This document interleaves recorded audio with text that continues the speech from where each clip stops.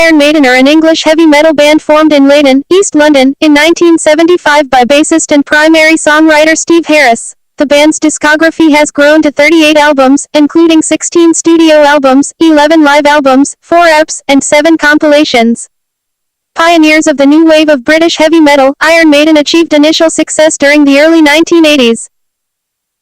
After several lineup changes, the band went on to release a series of UK and US platinum and gold albums, including 1982's The Number of the Beast, 1983's Peace of Mind, 1984's Power Slave, 1985's live release Live After Death, 1986's Somewhere in Time, and 1988's Seventh Son of a Seventh Son. Since the return of lead vocalist Bruce Dickinson and guitarist Adrian Smith in 1999, the band have undergone a resurgence in popularity, with their 2010 studio offering, The Final Frontier, peaking at number 1 in 28 countries and receiving widespread critical acclaim. Their 16th studio album, The Book of Souls, was released on the 4th of September 2015 to similar success. Despite little radio or television support, Iron Maiden are considered one of the most successful heavy metal bands in history, with The Observer reporting in 2015 that the band have sold over 90 million copies of their albums worldwide. The band won the Ivor Novello Award for International Achievement in 2002. As of October 2013, the band have played over 2,000 live shows throughout their career. For the past 35 years, the band have been supported by their famous mascot, Eddie, who has appeared on almost all of their album and single covers, as well as in their live shows. Iron Maiden were formed on Christmas Day in 1975 by bassist Steve Harris shortly after he left his previous group, Smiler.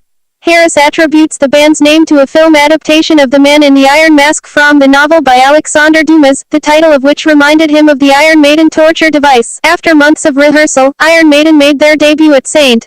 Nick's Hall in Poplar on the 1st of May 1976, before taking up a semi-residency at the Cart and Horses pub in Maryland Point, Stratford.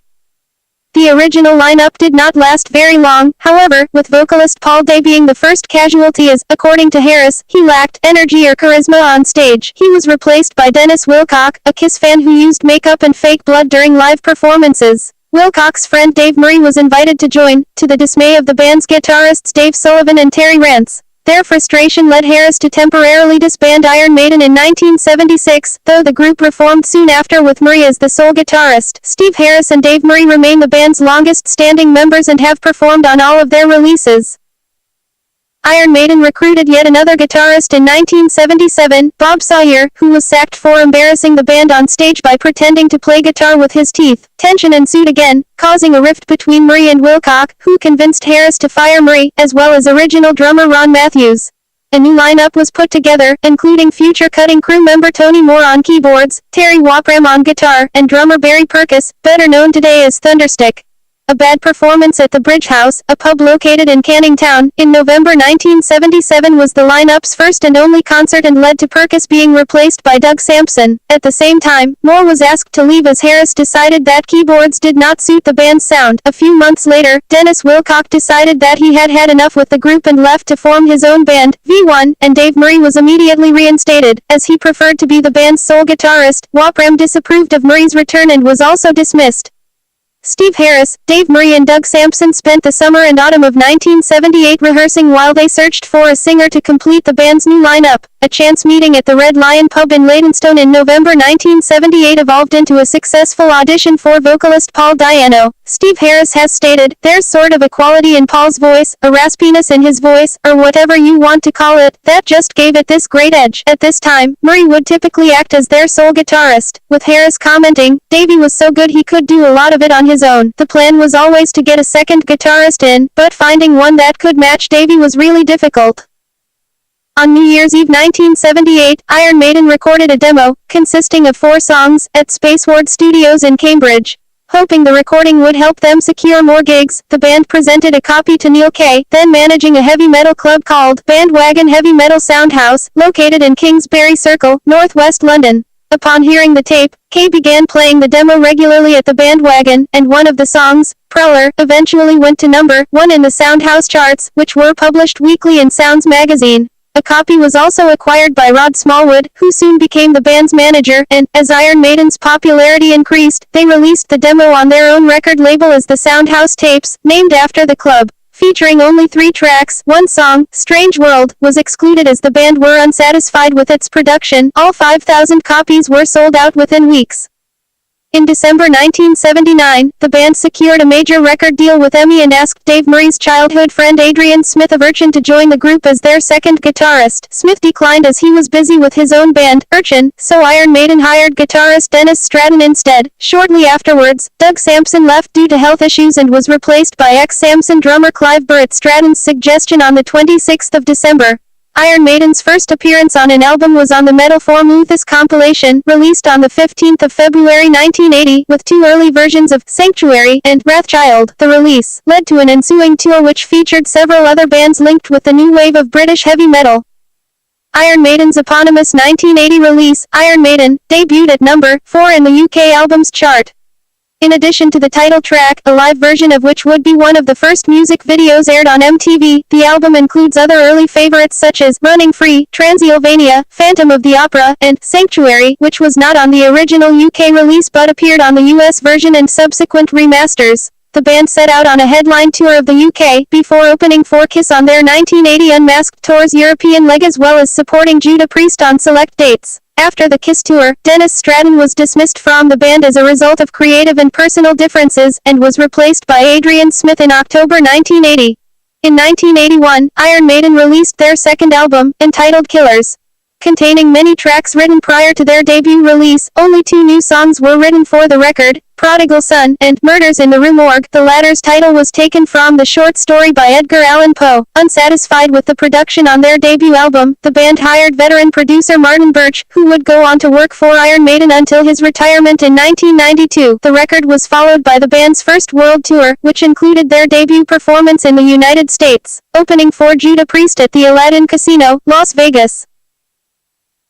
By 1981, Paul Di'Anno was demonstrating increasingly self-destructive behavior, particularly through his drug usage, about which Di'Anno comments, "It wasn't just that I was snorting a bit of coke, though, I was just going for it non-stop, 24 hours a day, every day." The band had commitments piling up that went on for months, years, and I just couldn't see my way to the end of it. I knew I'd never last the whole tour. It was too much. With his performances suffering, Di'Anno was immediately dismissed following the Killer World Tour, at which point the band had already selected his replacement. After a meeting with Rod Smallwood at the Reading Festival, Bruce Dickinson, previously of Samson, auditioned for Iron Maiden in September 1981 and was immediately hired. The following month, Dickinson went out on the road with the band on a small headlining tour in Italy, as well as a one-off show at the Rainbow Theatre in the UK. For the last show, and in anticipation of their forthcoming album, the band played Children of the Damned and 22 Acacia Avenue, introducing fans to the sound towards which they were progressing. In 1982, Iron Maiden released The Number of the Beast, an album which gave the band their first UK albums chart number 1 record and additionally became a top 10 hit in many other countries. At the time, Dickinson was in the midst of legal difficulties with Samson's management and was not permitted to add his name to any of the songwriting credits, although he still made what he described as a moral contribution to Children of the Damned, The Prisoner, and Run to the Hills. For the second time the band embarked on a world tour, dubbed The Beast on the Road, during which they visited North America, Japan, Australia and Europe, including a headline appearance at the Reading Festival. A new and hugely successful chapter in Iron Maiden's future was cemented. In 2010 the New York Times reported that the album had sold over 14 million copies worldwide. The Beast on the Road's U.S. leg proved controversial when an American conservative political lobbying group claimed Iron Maiden were satanic because of the new album's title track, to the point where a group of Christian activists destroyed Iron Maiden records as a protest against the band. In recent years, Dickinson has stated that the band treated this as silliness, and that the demonstrations in fact gave them loads of publicity. In December 1982, drummer Clive Burr was fired from the band and replaced by Nico McBrain, previously of French band Trust. Although Harris states that his dismissal took place because his live performances were affected by offstage activities, Burr objected to this and claimed that he was unfairly ousted from the band. Soon afterwards, the band journeyed for the first time to the Bahamas to record the first of 3 consecutive albums at Compass Point Studios. In 1983, they released Peace of Mind, which reached the number 3 spot in the UK, and was the band's debut in the North American charts, reaching number 70 on the Billboard 200. Peace of Mind includes the successful singles, The Trooper, and Flight of Icarus, the latter of which being particularly notable as one of the band's few songs to gain substantial airplay in the U.S. Soon after the success of Peace of Mind and its supporting tour, the band released Power Slave on the 9th of September 1984. The album featured fan favorites 2 Minutes to Midnight, Aces High, and Rhyme of the Ancient Mariner, the latter based on Samuel Taylor Coleridge's poem of the same name and running over 13 minutes long. The tour following the album, dubbed the World Slavery Tour, was the band's largest to date and consisted of 193 shows in 28 countries over 13 months, playing to an estimated 3,500,000 people. Many shows were played back-to-back in the same city, such as in Long Beach, California, where the band played 4 consecutive concerts. It was here where the majority of their subsequent live release, Live After Death, was recorded, which became a critical and commercial success, peaking at number 4 in the UK. Iron Maiden also made their debut appearance in South America, where they co-headlined, with Queen, the Rock in Rio festival to an estimated crowd of 300,000. The tour was physically grueling for the band, who demanded 6 months off when it ended, although this was later reduced to 4 months. This was the first substantial break in the group's history, including the cancellation of a proposed supporting tour for the new live album, with Bruce Dickinson threatening to quit unless the tour ended. Returning from their time off, the band adopted a different style for their 1986 studio album, entitled Somewhere in Time, featuring, for the first time in the band's history, synthesized bass and guitars to add textures and layers to the sound. The release charted well across the world, particularly with the single, Wasted Years, but notably included no writing credits from lead singer Bruce Dickinson, whose material was rejected by the rest of the band. While Dickinson was focused on his own music, guitarist Adrian Smith, who typically collaborated with the vocalist, was left to his own devices and began writing songs on his own, coming up with Wasted Years, Sea of Madness, and Stranger in a Strange Land, the last of which would be the album's second single. The experimentation evident on Somewhere in Time continued on their next album, entitled Seventh Son of a Seventh Son, which was released in 1988. A concept album, based on the 1987 novel Seventh Son by Orson Scott Card, this would be the band's first record to include keyboards, performed by Harris and Smith, as opposed to guitar synthesizers in the previous release. After his contributions were not used for Somewhere in Time, Dickinson's enthusiasm was renewed as his ideas were accepted for this album. Another popular release, it became Iron Maiden's second album to hit number 1 in the UK charts, although it only achieved a gold certification in the US, in contrast to its 4 predecessors. During the following tour, the band headlined the Monsters of Rock Festival at Donington Park for the first time on the 20th of August 1988, playing to the largest crowd in the festival's history, 107,000. Also included on the bill were Kiss, David Lee Roth, Megadeth, Guns N' Roses and Helloween. The festival was marred, however, by the deaths of 2 fans in a crowd surge during the aforementioned Guns N' Roses performance. The following year's festival was cancelled as a result. The tour concluded with several headline shows in the UK in November and December 1988, with the concerts at the NEC Arena, Birmingham recorded for a live video, entitled Made in England. Throughout the tour, Harris's bass technician, Michael Kenny, provided live keyboards. Kenny has acted as the band's live keyboard player ever since, also performing on the band's 4 following albums before Harris took over as the group's sole studio keyboardist from 2000's Brave New World.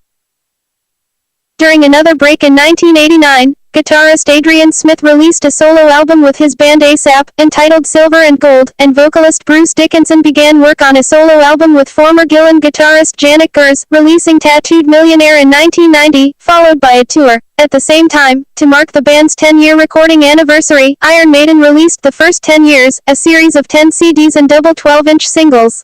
Between the 24th of February and the 28th of April 1990, the individual parts were released one by one, each containing 2 of Iron Maiden's singles, including the original B-sides. Soon afterwards, Iron Maiden regrouped to work on a new studio record. During the pre-production stages, Adrian Smith left the band due to differences with Steve Harris regarding the direction the band should be taking, disagreeing with the stripped-down style that they were leaning towards. Janet Gers, having worked on Dickinson's solo project, was chosen to replace Smith and became the band's first new member in 7 years. The album, No Prayer for the Dying, was released in October 1990 and contained Bring Your Daughter to the Slaughter, the band's first, and to date, only, UK singles chart number 1, originally recorded by Dickinson's solo outfit for the soundtrack to A Nightmare on Elm Street 5, The Dream Child.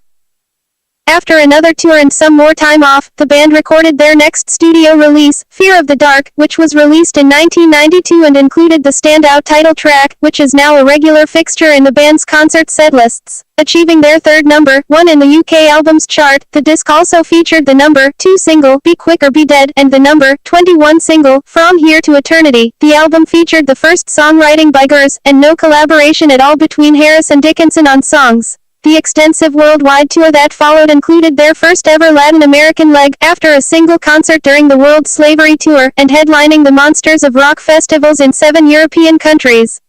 Iron Maiden's second performance at Donington Park, to an audience of 68,500, the attendance was capped after the incident in 1988, was filmed for the audio and video release, live at Donington, and featured a guest appearance by Adrian Smith, who joined the band to perform Running Free.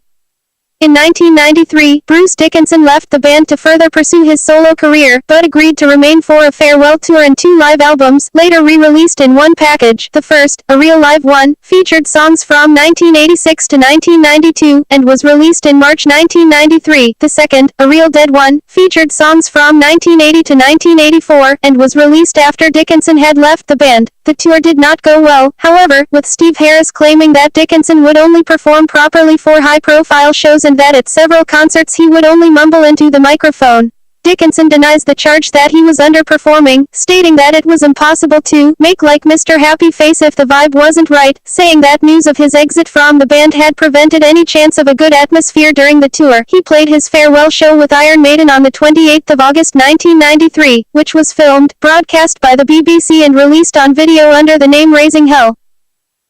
In 1994, the band listened to hundreds of tapes sent in by vocalists before convincing Blaze Bayley, formerly of the band Wolfsbane who had supported Iron Maiden in 1990, to audition for them. Harris's preferred choice from the outset, Bayley had a different vocal style from his predecessor, which ultimately received a mixed reception among fans.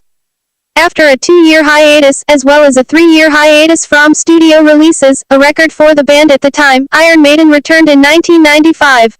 Releasing The X Factor, the band had their lowest chart position since 1981 for an album in the UK, debuting at number 8, although it would go on to win Album of the Year awards in France and Germany.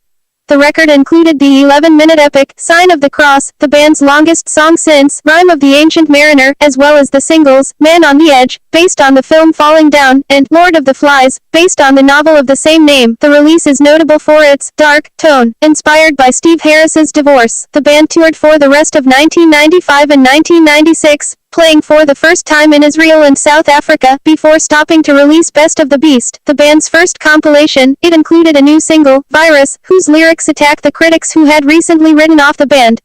Iron Maiden returned to the studio to record Virtual Eye, released in 1998. The album's chart scores were the band's lowest to date, including the UK where it peaked at number 16, failing to score 1 million worldwide sales for the first time in Iron Maiden's history. At the same time, Steve Harris assisted in remastering the band's entire discography, up to and including Live at Donington, which was given a mainstream release for the first time. Bayley's tenure in Iron Maiden ended in January 1999 when he was asked to leave during a band meeting. The dismissal took place due to issues Bayley had experienced with his voice during the virtual 11th World Tour, although Janet Gers has since stated that this was partly the band's fault for forcing him to perform songs which were beyond his natural register.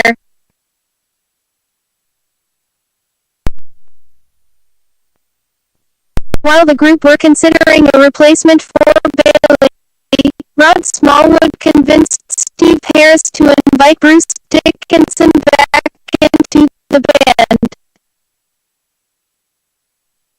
Although Harris admits that he wasn't really into it at first, he then thought, well, if the change happens, who should we get? The thing is, we know Bruce and we know what he's capable of, and you think, well, better the devil you know. I mean, we got on well professionally for, like, 11 years, and so. After I thought about it, I didn't really have a problem with it.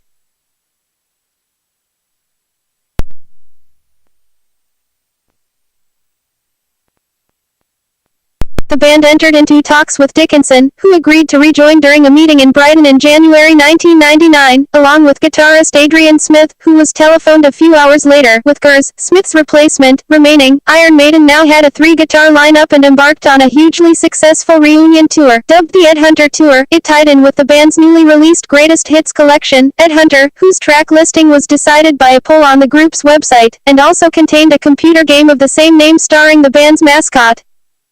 One of Dickinson's primary concerns on rejoining the group was whether we would in fact be making a real state-of-the-art record and not just a comeback album, which eventually took the form of 2000's Brave New World.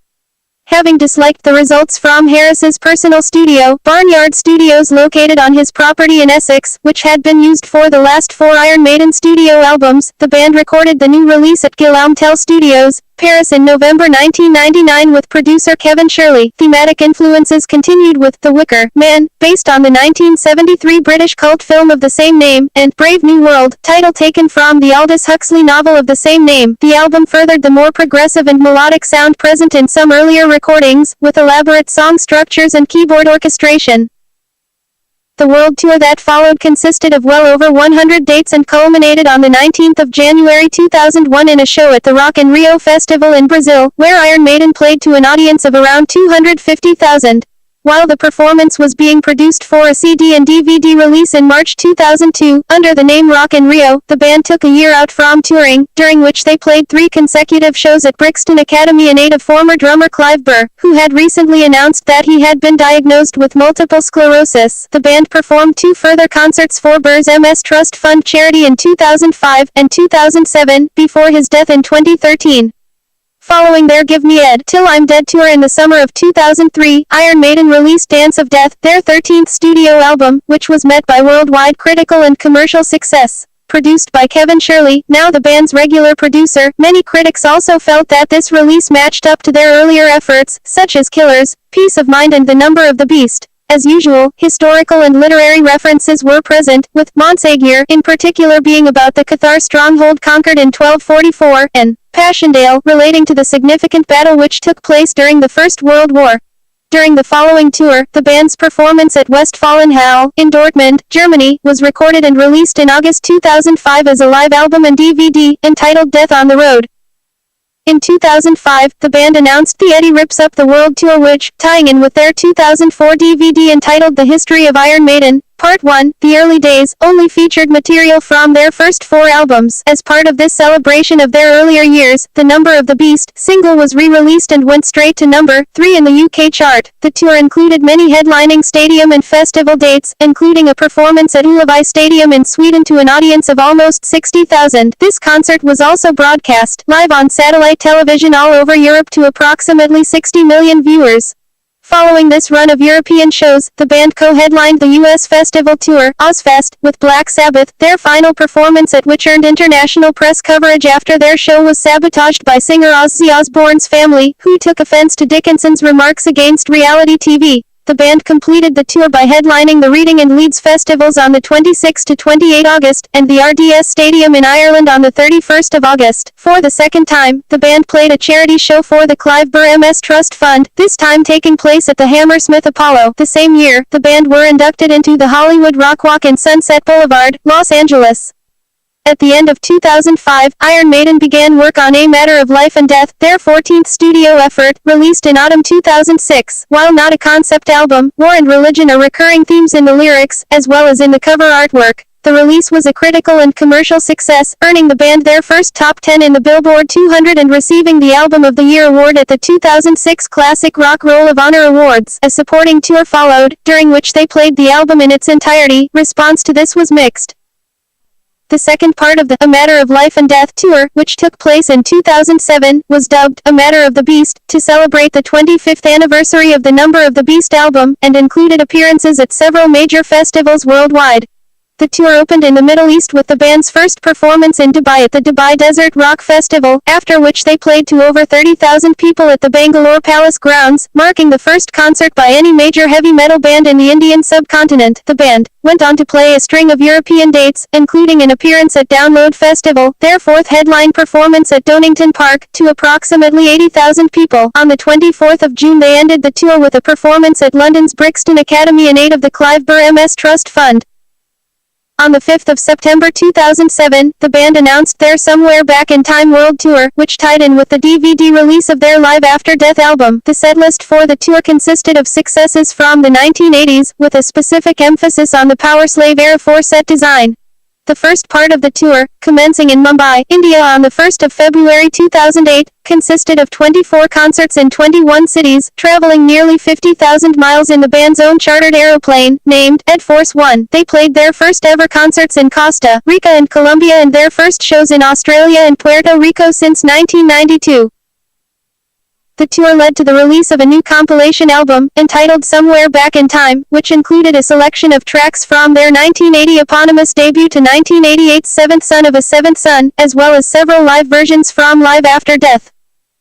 The Somewhere Back in Time World Tour continued with two further legs in the US and Europe in the summer of 2008, during which the band used a more expansive stage set, including further elements of the original Live After Death show, with the sole UK concert taking place at Twickenham Stadium. This would be the first time the band would headline a stadium in their own country. The three 2008 legs of the tour were remarkably successful. It was the second highest grossing tour of the year for a British artist.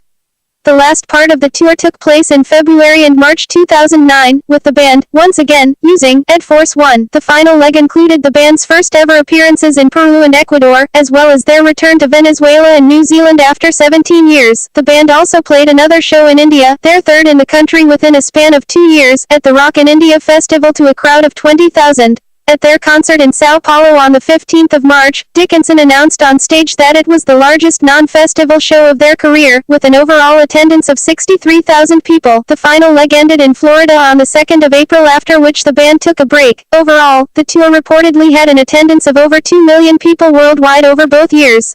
At the 2009 Brit Awards, Iron Maiden won the award for Best British Live Act, voted for by the public. The band reportedly won by a landslide.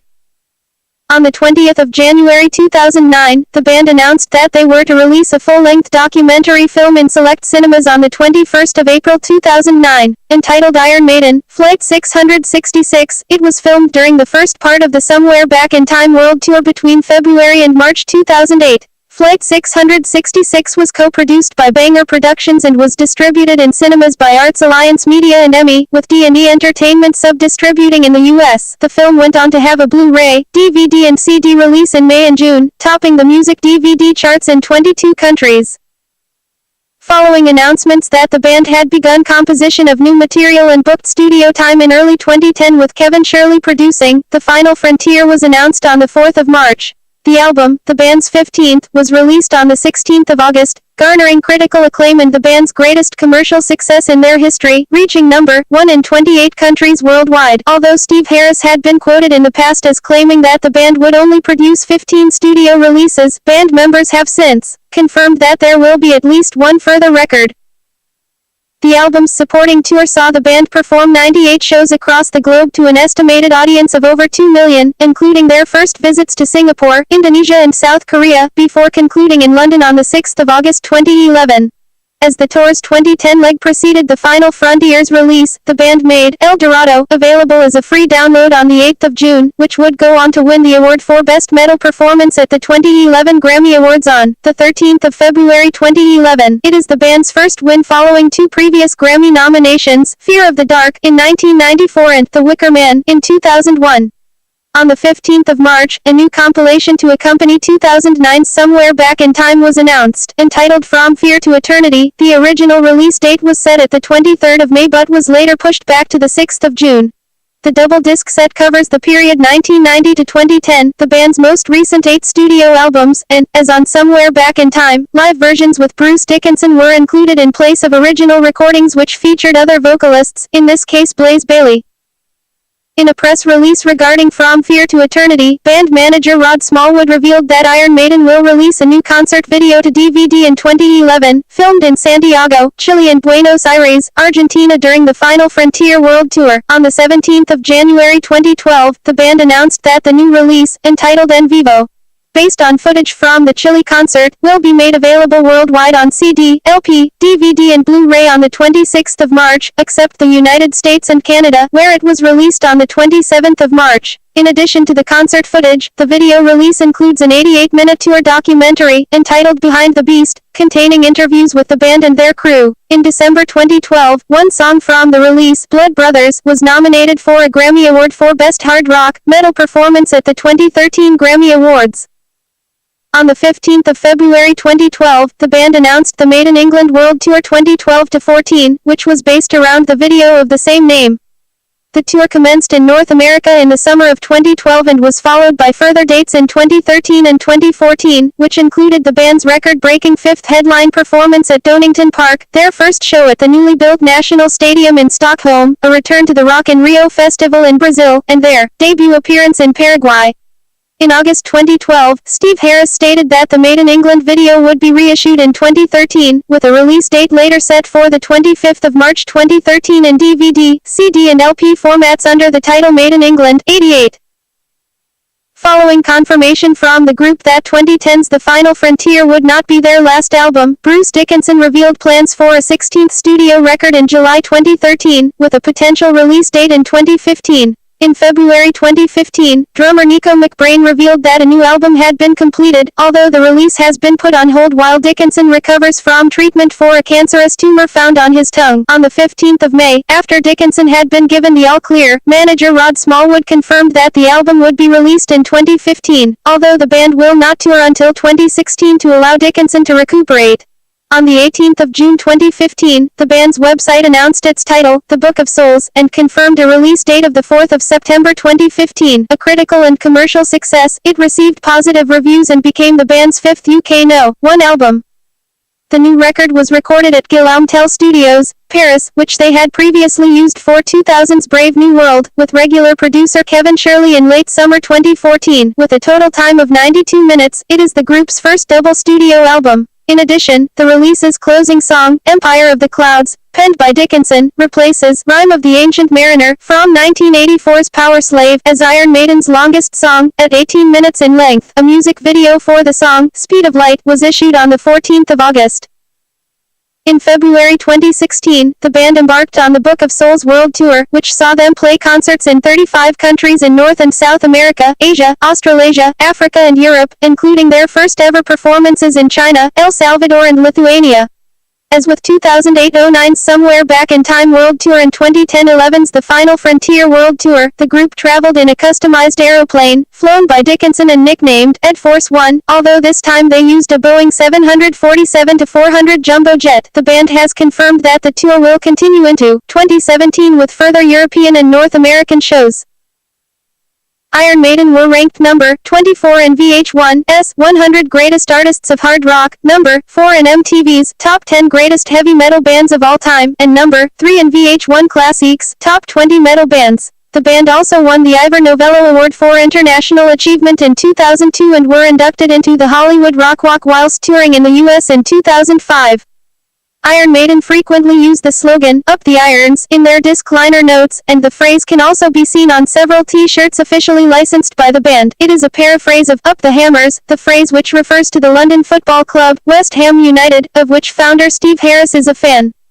Iron Maiden's mascot, Eddie, is a perennial fixture in the band's science fiction and horror-influenced album cover art, as well as in live shows. Originally a papier-mâché mask incorporated in their backdrop which would squirt fake blood during their live shows, the name would be transferred to the character featured in the band's debut album cover, created by Derek Riggs. Eddie was painted exclusively by Riggs until 1992, at which point the band began using artwork from numerous other artists as well, including Melvin Grant. Eddie is also featured in the band's first-person shooter video game, Ed Hunter, as well as their mobile role-playing game, Iron Maiden, Legacy of the Beast, in addition to numerous t-shirts, posters and other band-related merchandise. In 2008, he was awarded the Icon Award at the Metal Hammer Golden Gods, while Gibson.com describes him as the most recognizable metal icon in the world and one of the most versatile too. Iron Maiden's distinct logo has adorned all of the band's releases since their debut, 1979's The Soundhouse Tapes EP. The typeface originates with Vic Fair's poster design for the 1976 science fiction film, The Man Who Fell to Earth, also used by Gordon Giltrap, although Steve Harris claims that he designed it himself, using his abilities as an architectural draftsman. According to Guitar World, Iron Maiden's music has influenced generations of newer metal acts, from legends like Metallica to current stars like Avenged Sevenfold, with Metallica drummer Lars Ulrich commenting that he has always had an incredible amount of respect and admiration for them. Kerry King of Slayer has stated that they meant so much to him in their early days, and Scott Ian of Anthrax said that they had a major impact on his life. Shadows of Avenged Sevenfold states that Iron Maiden are by far the best live band in the world and their music is timeless, while Trivium singer Matt Heafy comments that, without Iron Maiden, Trivium surely wouldn't exist. Slipknot frontman Corey Taylor says that, Steve Harris does more with 4 fingers than I've ever seen anybody do, and Bruce Dickinson, dude, to me, he was the quintessential old-school heavy metal singer. He could hit notes that were just sick, and he was a great showman. Everything made me a fan.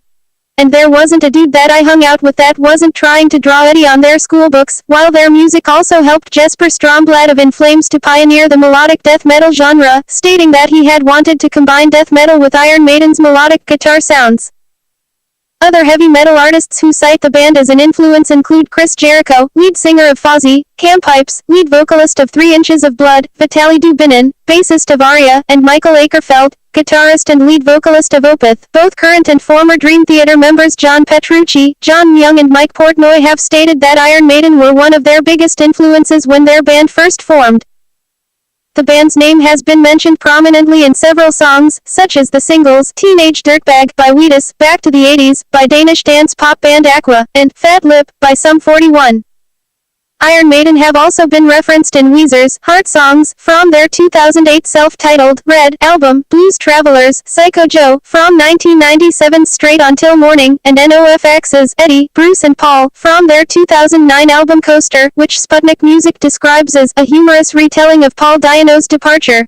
In 2008, Kerrang! Released an album, entitled Maiden Heaven, a tribute to Iron Maiden, composed of Iron Maiden cover songs played by artists such as Metallica, Machine Head, Dream Theater, Trivium, Coheed and Cambria, Avenged Sevenfold, and others who were influenced by Iron Maiden throughout their careers. In 2010, Maiden United, an acoustic tribute band consisting of members of Aaron, Threshold and Within Temptation, released Mind the Acoustic Pieces, a reinterpretation of the entire Piece of Mind album. Many other Iron Maiden cover albums exist, each featuring various artists, including piano, electro, string quartet and hip-hop tributes. Iron Maiden songs have been featured in the soundtracks of several video games, including Carmageddon 2, Grand Theft Auto, Vice City, Grand Theft Auto, episodes from Liberty City, Grand Theft Auto 4, The Lost and Damned, Tony Hawk's Pro Skater 4, SSX on Tour and Madden NFL 10. Their music also appears in the Guitar Hero and Rock Band series of rhythmic video games. Iron Maiden songs have also appeared in films, such as Phenomena, entitled Creepers in the US, and Murder by Numbers, while MTV's animated duo Beavis and Butthead have commented favorably on the band several times. Transformers author Bill Forster is an avowed Iron Maiden fan and made several Iron Maiden references, including song lyrics and the phrase, "Up the Irons," in his books, including the Ark series and the Allspark Almanac series. In 1982, the band released one of their most popular, controversial and acclaimed albums, The Number of the Beast. The artwork and title track led to Christian groups in the United States branding the band as Satanists, encouraging people to destroy copies of the release. The band's manager, Rod Smallwood, later commented that Christians initially burnt the records, but later decided to destroy them with hammers through fear of breathing in the melting vinyl's fumes. The protests were not restricted to the U.S., with Christian organizations preventing Iron Maiden from performing in Chile in 1992. Contrary to the accusations, the band have always denied the notion that they are Satanists, with lead vocalist, Bruce Dickinson, doing so on stage in the Live After Death concert video. Steve Harris has since commented that, "It was mad. They completely got the wrong end of the stick. They obviously hadn't read the lyrics. They just wanted to believe all that rubbish about us being Satanists." Harris has also stated that, The Number of the Beast song was inspired by a nightmare he had after watching Damien, Omen 2, and also influenced by Robert Burns' Tam O'Shanter. Furthermore, Blackmore, the band's drummer, Nico McBrain, has been a born-again Christian since 1999. For their Somewhere Back in Time World Tour in 2008 and 2009, Iron Maiden commissioned an Astraeus Airlines Boeing 757 as transport. The aeroplane was converted into a combi configuration, which enabled it to carry the band, their crew and stage production, thereby allowing the group to perform in countries which were previously deemed unreachable logistically. It was also repainted with a special Iron Maiden livery, which the airline decided to retain after receiving positive feedback from customers. The aircraft, named Ed Force One after a competition on the band's website, was flown by Dickinson, as he was also a commercial airline pilot for Astraeus, and plays a major role in the award-winning documentary, Iron Maiden, Flight 666, which was released in cinemas in 42 countries in April 2009. A different aeroplane, registered GSTRX, was used for the Final Frontier World Tour in 2011 with altered livery, adopting the artwork of the Final Frontier album, and features heavily in the 2012 documentary, Behind the Beast. For the Book of Souls World Tour in 2016, the band upgraded to an ex-Air France Boeing 747-400 jumbo jet, supplied by Air Atlanta Icelandic, registered TFAAK, and customized by Volga DNEPR Gulf, which allows for more space without the aircraft having to undergo a significant conversion to carry their equipment. Steve Harris, Iron Maiden's bassist and primary songwriter, has stated that his influences include Black Sabbath, Deep Purple, Led Zeppelin, Uriah Heep, Pink Floyd, Genesis, Yes, Jethro Tull, Thin Lizzy, UFO and Wishbone Ash. In 2010 Harris stated, "I think if anyone wants to understand Maiden's early thing, in particular the harmony guitars, all they have to do is listen to Wishbone Ash's Argus album. Thin Lizzy too, but not as much. And then we wanted to have a bit of a prog thing thrown in as well, because I was really into bands like Genesis and Jethro Tull. So you combine all that with the heavy riffs and the speed, and you've got it." In 2004, Harris explained that the band's heaviness was inspired by Black Sabbath and Deep Purple with a bit of Zeppelin thrown in. On top of this, Harris developed his own playing style, which guitarist Janik Gers describes as more like a rhythm guitar, cited as responsible for the band's galloping style, heard in such songs as The Trooper and Run to the Hills. The band's guitarists, Dave Murray, Adrian Smith and Janik Gers, each have their own individual influences and playing style. Dave Murray is known for his legato technique which, he claims, evolved naturally. "I'd heard Jimi Hendrix using legato when I was growing up, and I liked that style of playing," stating that he was inspired by blues rock rather than metal. Adrian Smith was influenced by Johnny Winter and Pat Travers, leading to him becoming a melodic player. Janik Gers, on the other hand, prefers a more improvised style, largely inspired by Ritchie Blackmore, which he claims is in contrast to Smith's rhythmic sound. Singer Bruce Dickinson, who typically works in collaboration with guitarist Adrian Smith, has an operatic vocal style, inspired by Arthur Brown, Peter Hamill, Ian Anderson and Ian Gillan, and is often considered to be one of the best heavy metal vocalists of all time. Although Nico McBrain has only received one writing credit on the Dance of Death album, Harris often relies on him while developing songs. Adrian Smith commented, "Steve loves playing with him. They used to work 4 hours going over these bass and drum patterns." Throughout their career, the band's style has remained largely unchanged, in spite of the addition of guitar synthesizers on 1986's Somewhere in Time, keyboards on 1988's Seventh Son of a Seventh Son, and an attempt to return to the stripped-down production of their earlier material on 1990's No Prayer for the Dying. In recent years, however, the band have begun using more progressive elements in their songs, which Steve Harris describes as not progressive in the modern sense, but like Dream Theater, more in a 70s way. According to Harris, Seventh Son of a Seventh Son was the band's first album which was more progressive, while they would only return to this style from 1995's The X Factor, which he states is like an extension of Seventh Son, in the sense of the progressive element to it.